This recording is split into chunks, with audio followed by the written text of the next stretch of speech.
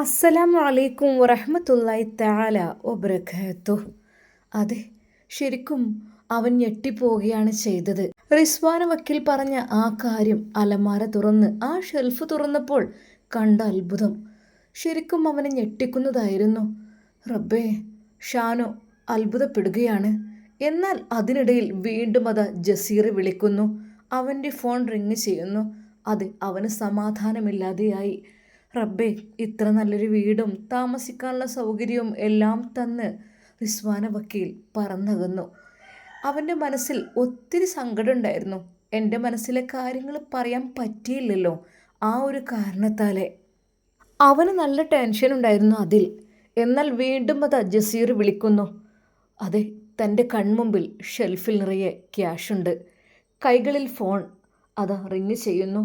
ജസീർ, അവൻ എന്തൊക്കെയോ ആവശ്യമുണ്ട്, അതിനു വേണ്ടി വിളിക്കുകയാണ്. ഹലോ, എന്താടാ ഫോൺ എടുക്കാൻ നിനക്കൊരു മടി? നിന്നെ പലവട്ടം വിളിച്ചാലും നീ വരില്ല. നീ എവിടെയാണെന്ന് കറക്റ്റായിട്ട് പറ, അല്ലെങ്കിലുണ്ടല്ലോ നിന്നെ കണ്ടുപിടിക്കാൻ പണിയൊന്നുമില്ല. പിന്നെ ഫോൺ സ്വിച്ച് ഓഫ് ആക്കിയിട്ടൊന്നും കാര്യമില്ല, മനസ്സിലായല്ലോ? പറയടാ, എന്തായി എൻ്റെ കാര്യം? എൻ്റെ നിക്കാഹിൻ്റെ കാര്യം പെട്ടെന്ന് റെഡിയാക്ക്. എനിക്ക് അവളെ കയ്യിൽ കിട്ടിയിട്ട് വേണം. പിന്നെ കൂടുതൽ എന്നെ കൊണ്ട് പറയിപ്പിക്കണ്ടല്ലോ.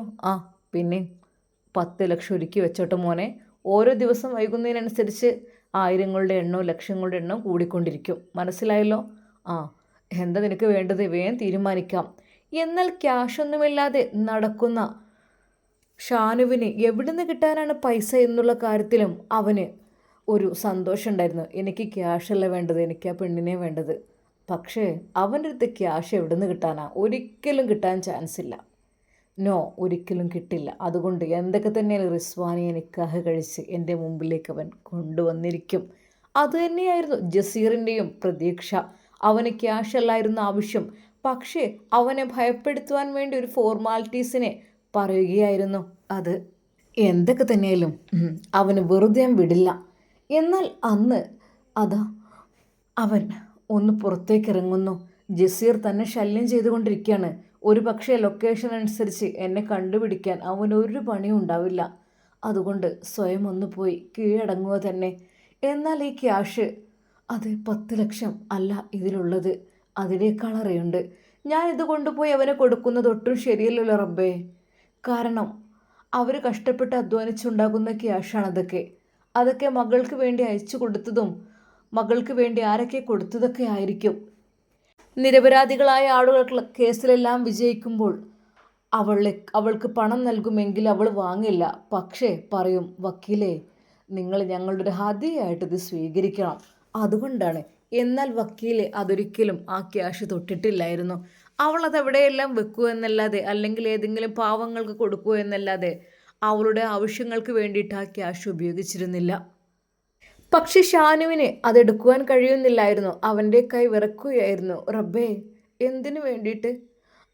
എൻ്റെ ഉമ്മാക്ക് വാങ്ങിയ ആ ഒരു ക്യാഷ് ഇതിൽ നിന്ന് കൊടുക്കുകയെന്ന് വെച്ചാൽ അതൊരിക്കലും, എന്തൊക്കെ തന്നെയാലും റിസ്വാന വക്കീലിനോട് ചോദിക്കുക തന്നെ. അതിനു മുമ്പായിട്ട് ജസീറിൻ്റെ ശല്യം സഹിക്കവയ്യാതെ അവൻ നേരെ ടൗണിലേക്ക് ഇറങ്ങി. ജസീർ പറഞ്ഞ സ്ഥലത്തേക്ക് എത്തുവാൻ വേണ്ടി ആവശ്യപ്പെട്ടു. അങ്ങോട്ടതാ അവൻ എത്തുകയാണ്. ഓഹോ, വന്നല്ലോ വനമാല. എവിടെയായിരുന്നു? എന്തായിരുന്നു നിൻ്റെ? ഞാൻ എന്താ പറഞ്ഞ കാര്യം? നീ അന്ന് പെണ്ണ് കാണാൻ പോയിട്ട് ഒക്കെ ഓക്കെ ആക്കി തിരിച്ചു വന്നു. ഇപ്പോഴെന്താണ് നിനക്ക് മനം മാറിയോ? പിന്നെ നിൻ്റെ ഉമ്മയുടെ ജീവൻ നിൽക്കുന്നത് എൻ്റെ കയ്യിലാണ്, മനസ്സിലായല്ലോ? എൻ്റെ ക്യാഷ് കൊണ്ടാണ് നിൻ്റെ ഉമ്മ ജീവിക്കുന്നത്.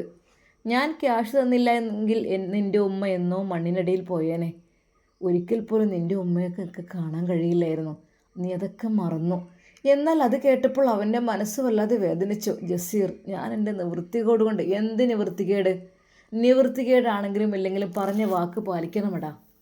നീ ആ ക്യാഷ് കൊണ്ടുപോയി മുങ്ങിയിട്ട് നിൻ്റെ ഉമ്മയുടെ അസുഖങ്ങൾ മാറ്റി നീ നിൻ്റെ ഇഷ്ടം പോലെ അങ്ങോട്ട് ജീവിക്കാൻ നോക്കല്ലേ. ഞാൻ പറഞ്ഞൊരു കാര്യമുണ്ട്. ആ റിസ്വാന വക്കീൽ, അവളെ നിക്കാഹ് കഴിച്ച് കൊണ്ടുപോടാ എൻ്റെ മുമ്പിലേക്ക്. എനിക്ക് അവളോട് ചിലതൊക്കെ ഒന്ന് തീർക്കാനുണ്ട്. ഇങ്ങ് കൊണ്ടുപോവാ, മനസ്സിലായല്ലോ? ലാസ്റ്റ് ആൻഡ് ഫൈനൽ വാണിംഗ് ആണിത്. ഇനി ജസീറിനൊരു വാണിംഗ് ഇല്ല, മനസ്സിലായല്ലോ? ഞാൻ ജാമ്യത്തിനിറങ്ങിയതാണ്, അതും നീ മറക്കണ്ട. തിരിച്ചു പോകുമ്പോൾ ഒരാളെ കൊന്നിട്ടാണെങ്കിലും എനിക്ക് പോയ നോ പ്രോബ്ലം. ജയിൽ എനിക്ക് പുല്ലാണ്. ജയിൽ എനിക്ക് പുല്ലാണെങ്കിലും എനിക്ക് അതിലേക്ക് ആവശ്യമുള്ളതെല്ലാം അങ്ങ് കിട്ടുന്നുണ്ട്. സ്പെഷ്യൽ VIP ഫുഡ്, കാര്യങ്ങൾ, ഫോണ്, സിഗരറ്റ്, മയക്കുമരുന്ന് എല്ലാം എനിക്ക് കിട്ടും. അതിലൊന്നും എനിക്ക് യാതൊരു രീതിയിലുള്ള പേടിയും ബേജാറുമില്ല. മനസ്സിലായല്ലോ? ഇനി ഞാനല്ല ഒന്നല്ല നാലാൾ കൊന്നിട്ടാണെങ്കിലും നിന്നെയും നിൻ്റെ തള്ളയെയും റിസ്വാനെയും കൊന്നിട്ടാണെങ്കിലും ഞാൻ ജയിലിൽ പോയല്ലേ, നോ പ്രോബ്ലം. എനിക്കത് പേടിയില്ലല്ലോ മരണത്തെ. ഞാൻ മരിക്കൂല. എനിക്ക് ജയിലിലും സുഖവാസമായിരിക്കും. പക്ഷേ എൻ്റെ ലക്ഷ്യം അതല്ല. എൻ്റെ മനസ്സിനുള്ളിലേക്ക് ഒരു ലക്ഷ്യമുണ്ട്. ആ ലക്ഷ്യം എനിക്ക് പൂർത്തീകരിക്കണം. അതെനിക്ക് വാശിയാണ്. അതെ, ആ തൻ്റെ ഇടക്കാരി റിസ്വാന വക്കീലിൻ്റെ എൻ്റെ കൈവെള്ളക്കുള്ളിലൊന്ന് ഒതുക്കി ഞെരിക്കണം എനിക്ക്. അതെനിക്ക് ഒത്തിരി ആഗ്രഹമുണ്ട്. നീ സാധിപ്പിച്ചു തരില്ലേ? പറയടാ, സാധിപ്പിച്ച് തരില്ലേ?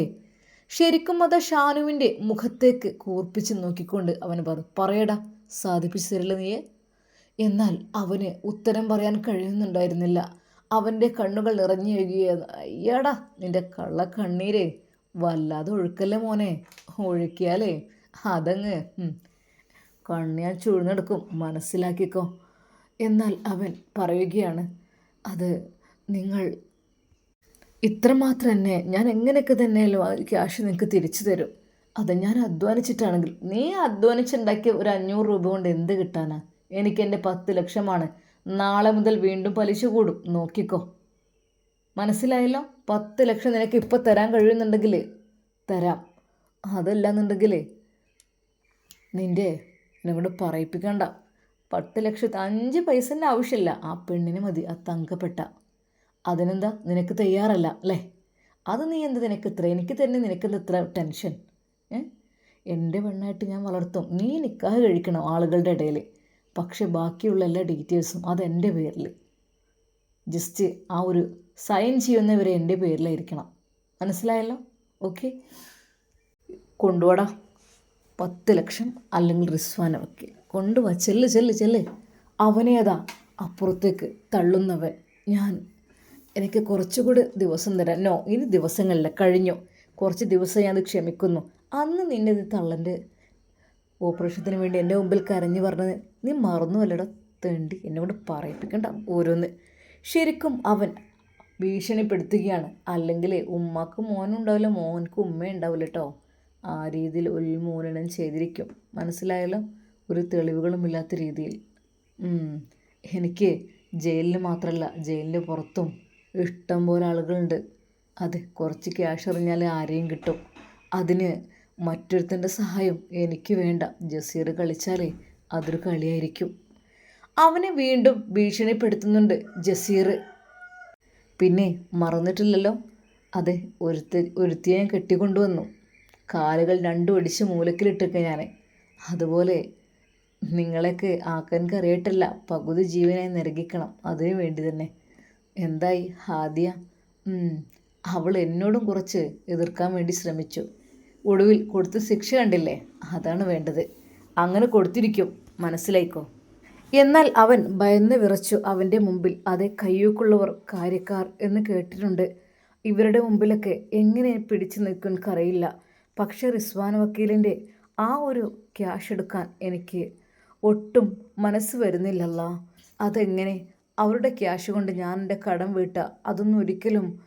അതിന് പകരമായിട്ട് അവർക്ക് എന്തെങ്കിലും നൽകിയിട്ടെങ്കിലും ഞാൻ എന്താ ചെയ്യുക? എനിക്കാണെങ്കിൽ വീടില്ല, ഭൂമിയില്ല, ഒന്നുമില്ല. എല്ലാം ജപ്തി ചെയ്ത് കൊണ്ടുപോയി. റബ്ബേ, ഞാൻ എന്താ ഇപ്പം ചെയ്യുക? ശരിക്കും അവന് വല്ലാതെ വിഷമിക്കുകയാണ്. റഹ്മാനെ, എൻ്റെ ഒരു കിഡ്നി വിറ്റിട്ടെങ്കിലും ജസീറിൻ്റെ കടം വീട്ടണം, എങ്കിലും എനിക്ക് മനസ്സമാധാനം ഉണ്ടാവുള്ളൂ. അതിനുവേണ്ടി ഉമ്മയോട് ചിലപ്പം കളവ് പറയേണ്ടി വരും. കുറച്ച് ദിവസം ഹോസ്പിറ്റലിൽ കിടക്കേണ്ടി വരും. എന്നിട്ടെങ്കിലും അവൻ്റെ ക്യാഷ് ഞാൻ കൊടുക്കും. ഒരിക്കൽ പോലും എനിക്ക് അങ്ങനെയൊരു ക്യാഷ് വേണ്ട അവൻ്റെ. എന്നാലും ആ പെൺകുട്ടിയെ ഞാൻ ചതിക്കാൻ വേണ്ടി കൊടുക്കില്ല. അതുതന്നെയായിരുന്നു അവൻ്റെയും ചിന്ത. എന്നാൽ ഈ ഒരു കാര്യം ഒരു ഡോക്ടറെ കണ്ട് പറയണം. അതെ, എൻ്റെ കിഡ്നി ഒന്ന് വിൽക്കണം. എന്നിട്ടതിനുള്ള ക്യാഷ് കിട്ടുമെങ്കിൽ അതവൻ്റെ കടം വീട്ടണം. എൻ്റെ ഉമ്മ ഒരിക്കലും അറിയാൻ പാടില്ല ഇത്. എന്നാൽ ജസീർ വീണ്ടും വിളിച്ച് പറയുന്നു, മനസ്സിലാക്കിക്കോ, ഓരോ ദിവസം കൂടുമ്പോഴും അതിൻ്റെ ഇരട്ടിയിലധികം ക്യാഷ് പലിശയായിട്ട് വരും. അവൻ നിസ്സഹായനായി കരഞ്ഞുകൊണ്ട് വീട്ടിലേക്ക് പോവുകയാണ്. എന്നാൽ തൻ്റെ പ്രിയപ്പെട്ട പൊന്നുമോനെ കാണുന്നില്ല. എവിടെ ഷാനു? കാണുന്നില്ലല്ലോ എൻ്റെ കുട്ടിയെ. അല്ലാ, എൻ്റെ മോനെവിടെ? എന്നാൽ അല്പസമയം കഴിഞ്ഞപ്പോൾ അതാ അവൻ വരുന്നു. ഉമ്മ. ആ മോനെ. ഉമ്മാൻ്റെ കുട്ടിക്ക് ഉമ്മ ഭക്ഷണമൊക്കെ വിളമ്പി കാത്തിച്ചിരിക്കുകയായിരുന്നു. എവിടെയായിരുന്നു എൻ്റെ കുട്ടി? ഏയ് ഉമ്മ, അത് എൻ്റെ കുട്ടിയുടെ കണ്ണും മോറെന്താ വല്ലാണ്ടിരിക്കണേ? ഒന്നും കഴിച്ചിട്ടില്ലല്ലോ. വരി, ഇത് കഴിക്ക്. ആ ഉമ്മ സ്നേഹത്തോടെ അവന് ഭക്ഷണം കൊടുക്കുമ്പോൾ, ഉമ്മയും ഓപ്പറേഷൻ ചെയ്ത ഈ സമയത്ത് എനിക്ക് വേണ്ടി എന്തിനാ?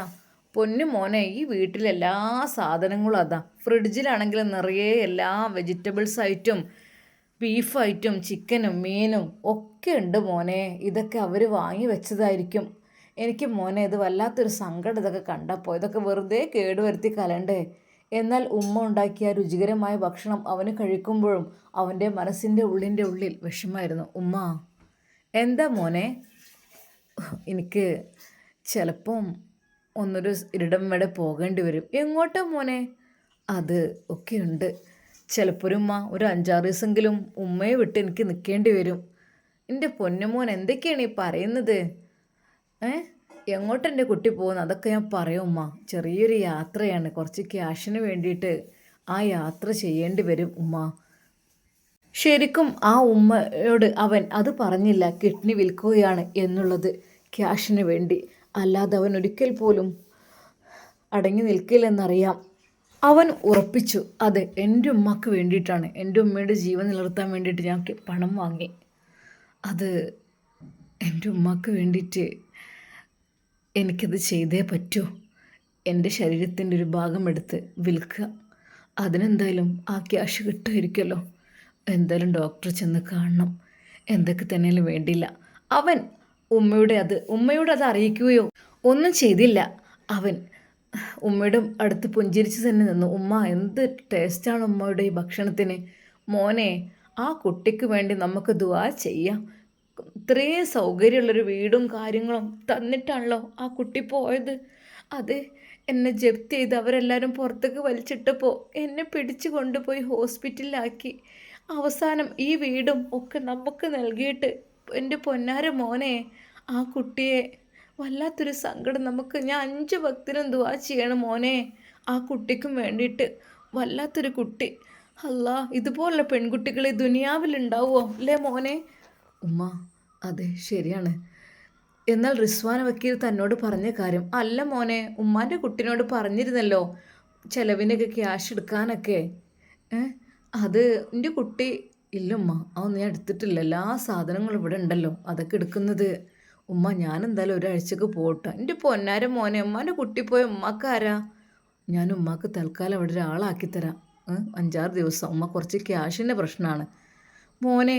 അവർ പറഞ്ഞല്ലോ, മോള് പറഞ്ഞല്ലോ ഇവിടെ ക്യാഷ് ഉണ്ട്, അതെടുത്ത് ഉപയോഗിച്ചോളൂ എന്നൊക്കെ. ഉമ്മ, അതൊന്നും അങ്ങനെ നമുക്ക് എടുക്കാൻ പറ്റൂലല്ലോ. പിന്നെയെന്ന് വെച്ചാൽ അത് അത്രമാത്രം അങ്ങനെ ചിലവാക്കുന്നൊന്നും ശരിയല്ല. നമ്മൾ എല്ലതും അങ്ങനെ, അതൊക്കെ ശരിയാണ്. എന്നാലും മോനെ. ഉമ്മ, അതൊന്നും വേണ്ട, ഇൻഷാ അല്ലാ ഞാൻ ക്യാഷ് ഉണ്ടായിക്കോളാം. ക്യാഷ് ഉണ്ടാക്കാനൊന്നും പണിയില്ലമ്മ, ചെറിയൊരു ബിസിനസ് ചെയ്താൽ മതി. ബിസിനസ്സോ? എൻ്റെ കുട്ടി എന്ത് ബിസിനസ്സാണ് ചെയ്യാൻ പോണത്? അത് ചെറിയൊരു ബിസിനസ്സാമ്മ, പക്ഷേ കുറച്ച് ദിവസം പിടിക്കുന്നേ ഉള്ളൂ. ഒരു 5-6 ദിവസം. പിന്നെ ബിസിനസ് കഴിഞ്ഞിട്ട് ഞാൻ ഇവിടെ വന്ന് കിടന്നുകൊണ്ട് അതൊന്നും പ്രശ്നമല്ല. മോനെ, ഉമ്മാൻ്റെ കുട്ടി ശ്രദ്ധിക്കണം കേട്ടോ, എന്ത് ചെയ്യുമ്പോഴും. പഠിച്ചോനെ, എൻ്റെ കുട്ടിക്ക് എന്തെങ്കിലുമൊക്കെ പറ്റി കഴിഞ്ഞാൽ എനിക്ക് പേടിയാണ്. ആൾക്കാരായിട്ട് കൂട്ടുകൂടുമ്പോഴൊക്കെ ശ്രദ്ധിക്കണം കേട്ടോ. നല്ല ഹലാലായ കൂട്ടുകെട്ടാണെങ്കിൽ മതി. ഹറാമായിട്ട് എൻ്റെ കുട്ടി നടക്കരുതിട്ട്. ഇല്ലുമ്മ, ഒക്കെ ഹലാൽ തന്നെയാണ്. അതെ, അവൻ്റെ മനസ്സിൽ അതായിരുന്നു. നേരെ ഹോസ്പിറ്റലിലേക്ക് പോകണം. ഹോസ്പിറ്റലിലേക്ക് പോയിട്ട് അതാ ഡോക്ടറോട് ചെക്ക് ചെയ്യാൻ പറയണം. ആദ്യം അവർ ചെക്ക് ചെയ്യും, എന്നിട്ടാണ് അവർ കിഡ്നിയൊക്കെ എടുക്കുകയുള്ളൂ. അല്ലാതെ ഒരിക്കലും അവർ ഒന്നും ചെയ്യൂല. എന്തെങ്കിലും പ്രോബ്ലംസ്, ശരീരത്തിൽ എന്തെങ്കിലും പ്രശ്നങ്ങളുണ്ടെങ്കിൽ അവർ അതൊന്നും എടുത്ത് അവർ വാങ്ങൂല്ല. എന്തായാലും നോക്കട്ടെ ഇൻഷാ അല്ലാ. എന്നാൽ ഈ സമയം റിസ്വാന വക്കീലിൻ്റെ ഉമ്മയുടെയും ഉപ്പയുടെയും ഇടയിൽ അവൾ സന്തോഷത്തോടെ ഒരു പൂമ്പാറ്റയെ പോലെ പാറിപ്പറക്കുകയാണ്. അതെ ഉപ്പ, ഉമ്മ നിങ്ങളുടെ കൂടെ ജീവിക്കുമ്പോൾ എന്തൊരു സന്തോഷമാണ് മോളെ. അതൊക്കെ ശരി തന്നെയാണ്. ഉമ്മാൻ്റെയും ഉപ്പാൻ്റെയൊക്കെ കൂടെ ജീവിക്കുമ്പോൾ സന്തോഷമൊക്കെ തന്നെയാണ്. പക്ഷേങ്കിൽ എന്നും ഉമ്മ ഉണ്ടാവില്ലല്ലോ. എൻ്റെ കുട്ടി ഒരാളുടെ കയ്യിൽ 2 ആലോചനകളല്ലേ മോളെ വന്ന് കിടക്കുന്നത്. അതിലേതെങ്കിലും ഉമ്മാൻ്റെ കുട്ടി ഒന്ന് സെലക്ട് ചെയ്യണം കേട്ടോ. എന്നാൽ അത് പറഞ്ഞപ്പോൾ അവൾ ഒന്നും മിണ്ടിയില്ല. ഉമ്മ അതൊക്കെ ഇനി പിന്നെ. അല്ല മോളെ, അതെ ഞങ്ങൾ കണ്ണടയും മുമ്പ് ഒരാളുടെ മുമ്പിൽ ഒരാളുടെ കൈകളിൽ നിന്നെ അങ്ങ് ഏൽപ്പിച്ചു കഴിഞ്ഞാൽ സമാധാനമായല്ലോ. എന്നാൽ അന്ന് അതാ റിസ്വാന വക്കീലിൻ്റെ വീട് അന്വേഷിച്ചുകൊണ്ട് ഒരാൾ വരുന്നു. ഇതായിരുന്നോ റിസ്വാന വക്കീലിൻ്റെ ഉമ്മയും ഉപ്പയും താമസിക്കുന്ന കുവൈത്തിലെ വീടെന്ന് പറഞ്ഞത്? ആ അതെ, ആരാണ്? അത് ഒരാൾ പറഞ്ഞയച്ചിട്ട് വന്നതാണ്. എന്തേ? അല്ലേ, മോളെ അവർക്ക് കണ്ടിട്ട് നല്ലോണം ഇഷ്ടപ്പെട്ടിട്ടുണ്ട്. അവർക്ക് മോളെ കല്യാണം കഴിപ്പിച്ച് കൊടുക്കുമെന്ന് ചോദിക്കാനായിരുന്നു. അത് കേട്ട ആ ഉമ്മ ശരിക്കൊന്ന് ഞെട്ടി. അല്ല, രണ്ടെണ്ണം ഇവിടെ വന്ന് കിടക്കുന്നുണ്ട്. അതിനിടയിൽ അല്ല, നിങ്ങൾക്ക് ഇഷ്ടമുണ്ടെങ്കിൽ മതി, കുട്ടി അവർക്ക് നല്ലോണം ഇഷ്ടപ്പെട്ടു എന്ന് പറഞ്ഞു. പിന്നെന്ന് വെച്ചാൽ അവർക്ക് ഇവിടെ ബിസിനസ്സും കാര്യങ്ങളൊക്കെ തന്നെയാണ്. ആകെ ഒരു മോനേ ഉള്ളൂ. പിന്നെ ഒരു പെങ്ങളാണുള്ളത്. പെങ്ങൾ അമേരിക്കയിൽ ഡോക്ടറാണ്. ഇനി ആകെ ഒരു മോനേ ഉള്ളൂ. അപ്പോൾ പറ്റുമെങ്കിൽ ഞങ്ങൾ ആ ഒരു വിവാഹാലോചനയുമായിട്ട് വരട്ടെ. ആ ഞാനേ അവളുടെ ഉപ്പയോട് ചോദിക്കട്ടെ കേട്ടോ. ഉപ്പ ഇവിടെ അല്ല, പുറത്ത് പോയതാണ്. ഉപ്പയോട് ചോദിച്ചിട്ട് ഞാൻ പറയാം കേട്ടോ. എന്നാൽ ഈ സമയം അതാ അവൾ അകത്തായിരുന്നു. മോളെ ആ ഉമ്മ എന്താ? മോളെ, ഒരു കൂട്ടർ ഒരു കല്യാണാലോചനയായിട്ട് വരുന്നുണ്ട്. പഠിച്ചോനെ, ഇതിപ്പോൾ വല്ലാത്തൊരു ഇതായല്ലോ. തലങ്ങും വിലങ്ങും കല്യാണാലോചന. എല്ലാവരും ഇതന്നെയാണോ നോക്കിക്കാണുന്നത്? മോളെ, അതൊന്നും പറഞ്ഞിട്ട് കാര്യമില്ല, നമുക്ക് നോക്കാം. ഉമ്മ ഇതിപ്പോൾ അത് മോളെ ഇവിടെ തന്നെ ബിസിനസ്സാണ് അത്രേ. പിന്നെ അത് മാത്രമല്ല, പെങ്ങളാണെങ്കിൽ ആകെ 2 മക്കളാണ്. ഒരേ ഒരു മോനേ ഉള്ളൂ. ഡോക്ടറാണ് അമേരിക്കയിലെന്ന് പറഞ്ഞു പെങ്ങൾ. പിന്നെ മോൻക്ക് ഇവിടെ ബിസിനസ്സും കാര്യങ്ങളൊക്കെ ആയിട്ട് അങ്ങനെ പോകുന്നെന്ന് പറഞ്ഞ് നമുക്ക് നോക്ക്, ഇൻഷാ അല്ലാ എന്തായാലും ഒന്ന് വേണമല്ലോ. എന്നാൽ അതും കൂടി കേട്ടപ്പോൾ റിസ്വാന വക്കീലിൻ്റെ മനസ്സിലേക്ക് വീണ്ടും ടെൻഷൻ വന്നു. അവളുടെ മനസ്സിൽ അത് സഫീർ മാത്രമായിരുന്നു. അത് സഫീറിനെ കുറിച്ചുള്ള ഓർമ്മകളിൽ അവൾ ദൂരേക്ക് നോക്കി നിന്നു. ഇൻഷാ അല്ലാ നമുക്കിതിൻ്റെ ബാക്കി ഭാഗം നാളെ കാണാം. അതുവരേക്കും എല്ലാവർക്കും അസ്സലാമു അലൈക്കും വറഹ്മത്തുള്ളാഹി തആല വബറകാതുഹു.